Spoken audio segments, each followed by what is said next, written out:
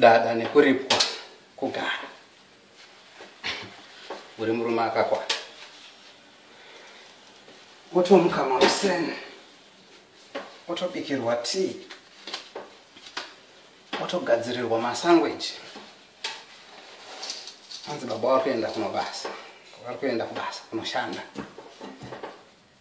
kuti varipwe vakagara. Zvinoisi vamwe toripwa kushanda ende todada nazvo.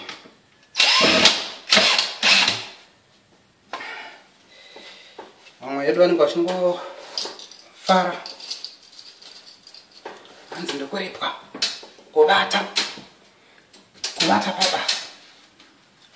Oh, uri mwana wavanhu unoita nezvei?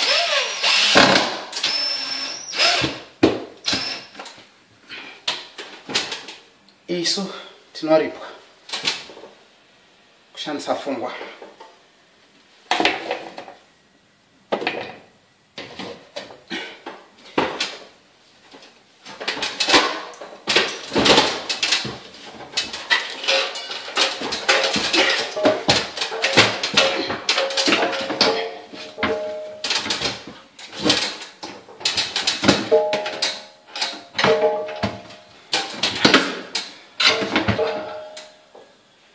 Kushandisa pfungwa, maoko nesimba, oripwa. Kungosungirira icho chichi kumadziro nekuisa paipi dzinofamba nemvura umo 250. Unosungirira in 4 hours. Pazuva unosungirira 2. Oripwa 500 izuva iri.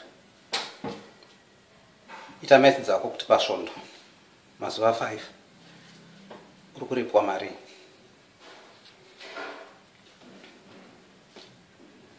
Vemutero vanozongotora zvavo vokusiyira mbijana, asi unenge waripwa pari nani. Unoendokumba kuna adzimai unoti, adzimai izvi zviri kurwadza izvi, masajai ndichishanda. Zvino make sense pane kuti oenda ungonoti adzimai ndiri kubasa. Uchidini? Uchiripirwei?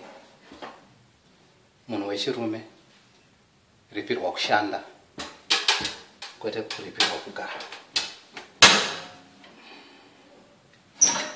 Zvinonyadzisa. To all Zimbabweans out there, men, you should be a hard worker.